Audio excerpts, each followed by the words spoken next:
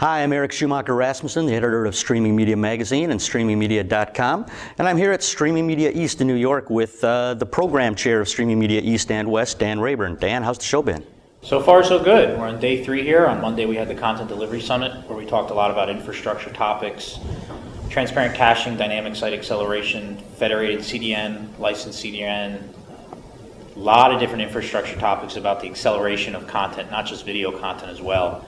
And Tuesday, we had the first day of Stream Media East, so we had a lot of discussion around business models, over-the-top video content, a lot of how-to sessions. This year, we changed the format quite a bit. We added maybe about a third more how-to sessions. So attendees kept telling us, talk less, show more. So that's what we did this year. We added a lot more hands-on, actually see in 1 hour how you can do something like encode video for the iPhone or shoot a live webcast, produce and create content and then figure out how to get it to a lot of different devices. And then today, for day 3 of the show, a lot of the sessions have been about the business of the industry. We've also been talking a lot about enterprise video. Workflow has been a huge issue. How do you create, capture, store, manage, protect, monetize, track, and deliver content? So ecosystem has been a big key as well. Right. Now, what have been, you mentioned over-the-top video. Certainly that's been one of the hottest topics here. What have some of the other topics been that have been generating the most buzz, the things that people are really focusing on? Well, it's hard to know what's most exciting to attendees because we have such a diverse group, as you know. We have the enterprise group who's really interested in about the ecosystem and webcasting. And of course, they're not doing advertising and content subscription models, so they really care about workflow. They care about how do they take video that they're already producing and make it look better, and what tools do they need to use to do that. Outside of enterprise, the broadcasters and media entertainment guys, they're really here talking about how do I get my content to a lot of devices, what's the business model, how do I actually make money from getting content to an Xbox or a Roku, and then also how do you handle the user interface.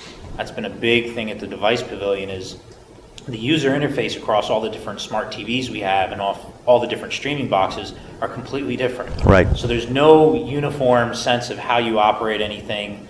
You have to develop apps for a lot of different platforms. So the fragmentation in the market has been a huge issue. Right. Talk a little bit more about the Broadband Device Pavilion. This is the 3rd year you've done it? This is the 2nd year we've done the Device Pavilion, and basically it started off last year as I was realizing that when you walk into a Best Buy or you walk into Costco, you can't actually test out any of the smart TVs or any of the streaming boxes. So consumers are walking in and picking a TV based on screen size, which is great, except that these TVs now have all these features and functionality that consumers don't know about. So I realized if I take all the devices I have at home, which is like a mini Best Buy store, right. And brought them here and let people get hands-on with them, people would get some real-world experience. And then when we set up the video wall of all the TVs, you could compare side-by-side quality, which was pretty nice.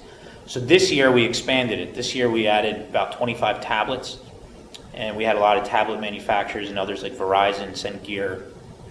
And then we also had TV manufacturers who sent smart TVs, and then we had all the dedicated streaming boxes. And then on top of that, we layered on all of the OTT platforms.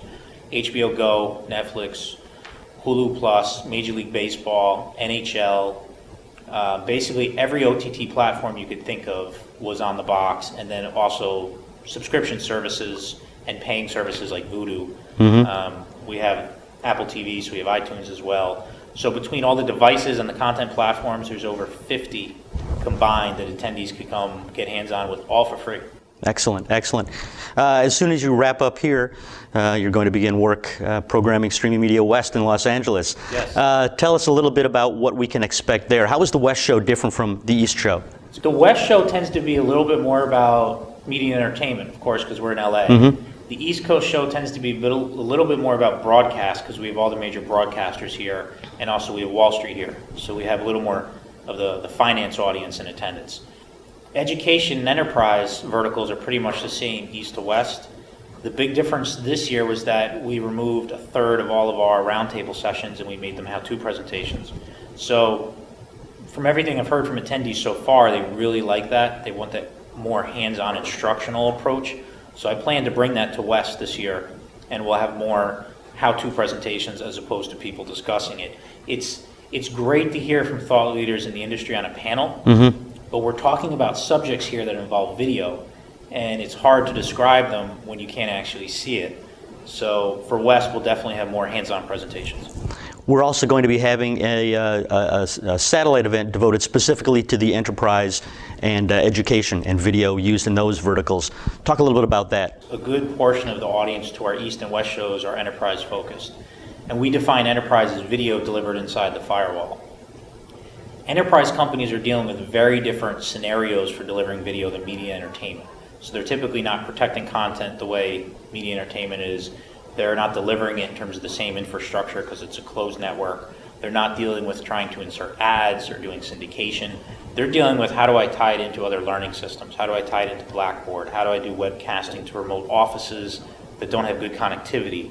So what we want to do is we want to bring all those sessions that we usually have at East and West into one track over 2 days and make it dedicated just to the enterprise folks. The other great thing about the show is we're going to have an advisory board. So we're going to have probably half a dozen of some of the leading enterprise customers who are actually delivering this content inside their network. They're going to help create the show, create the content. They're going to moderate and present a lot of the sessions and really help out because they're the ones doing it. They're the experts. So I'm excited about that because there's no real show in the industry dedicated to enterprise. There's some that are focused on the business of streaming, but it crosses typically media entertainment, broadcast, and education. So for us, the enterprise show is going to be very focused just on enterprise and also education. And the show is in November in Los Angeles. When can people expect to see more information about the program and speakers? Well, typically I open the call for speakers for West about 6 months before the show. So by the time they see this clip, it's already open. So you'll want to go online, streammedia.com/West, and submit if you want to speak.